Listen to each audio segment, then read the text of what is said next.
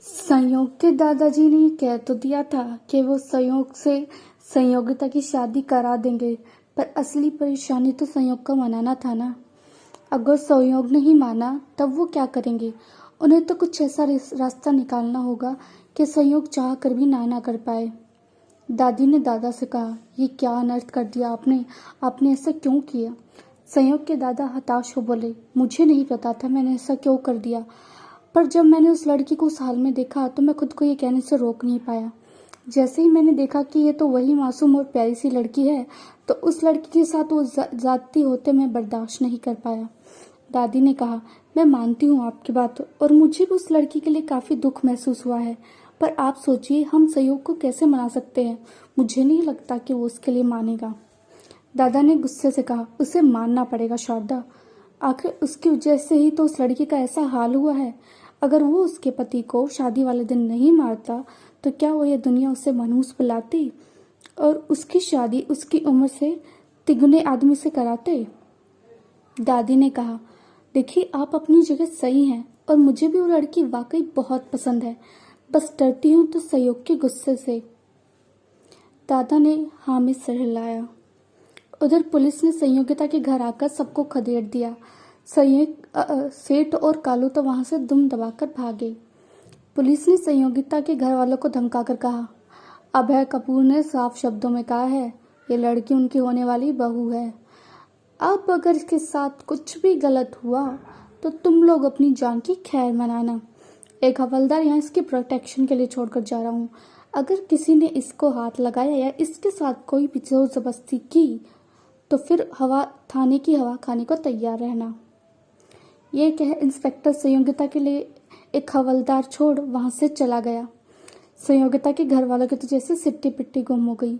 वो तो सोच रहे थे कि ये सारा मामला निपटने के बाद वो छुपते छुपाते फिर से कालू को बुलाएंगे और कालू के साथ संयोगिता को भेज देंगे, पर उन्हें कहाँ पता था कि ये अभी हवलदार आकर उनकी छाती पर खड़ा हो जाएगा। वहीं इन सब से अनजान संयोगिता वहां बस बेहोश पड़ी थी। उसे क्या पता था कि एक दिन में उसकी किस्मत ऐसे बदल गई कि कहाँ उसकी शादी एक 60 साल के बुढ़े से होने वाली थी और अब उसकी शादी राजस्थान के सबसे अमीर घराने के लड़के संयोग से तय हो गई है। काफी दिन बाद आज संयोग का मूड बहुत अच्छा था और उसने डिसाइड कर लिया था कि आज वो दादा दादी से अनुप्रिया से शादी करने की बात कर ही लेगा। यही सोच वो हंसी खुशी दादा दादी के घर आया।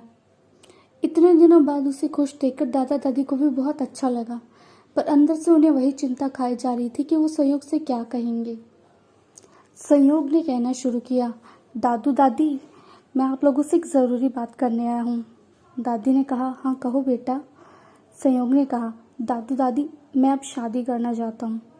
उसकी बात सुन दादा दादी ने एक दूसरे को हैरानी से देखा। संयोग आगे अपनी बात कह पाता उससे पहले ही दादाजी बोले, हाँ संयोग हमें भी लगता है कि अब आगे जाकर तुम बिजनेस संभालने वाले हो और एक ना एक दिन तुम्हें शादी करनी ही है, तो हमने भी तुम्हारी शादी के बारे में सोचा है। संयोग को ये सुनकर खुशी हुई कि दादा दादी भी उसके जैसा ही सोचते हैं। तो ठीक है कि वो जल्द ही जाकर अनुप्रिया से कह देगा कि वो शादी की तैयारियां कर ले। पर जो उसने सोचा था वैसा उसके मन मुताबिक नहीं हुआ। जब दादा ने कहा, हाँ संयोग हमें भी यही लगता है कि तुम्हें अब शादी कर लेनी चाहिए और इसीलिए हमने तुम्हारे लिए एक अच्छी सी लड़की ढूंढकर तुम्हारी शादी तय कर दी है। जब संयोग ने ये सुना तो उसे एकदम से झटका सा लगा। शादी तय कर दी है? क्या अनुप्रिया के साथ इन्होंने मेरी शादी तय कर दी है? तो इन्होंने मुझे बताया क्यों नहीं? तो क्या होगा संयोग का रिएक्शन जब उसे पता चलेगा कि उसकी शादी अनुप्रिया से नहीं संयोगिता से होने वाली है? क्या वो मानेगा दादा दादी का या ये फैसला या फिर कर देगा इससे इनकार? जानने के लिए सुनते रहिए मेरे साथ उद्धार का प्यार, सिर्फ और सिर्फ मेरे चैनल होप पर।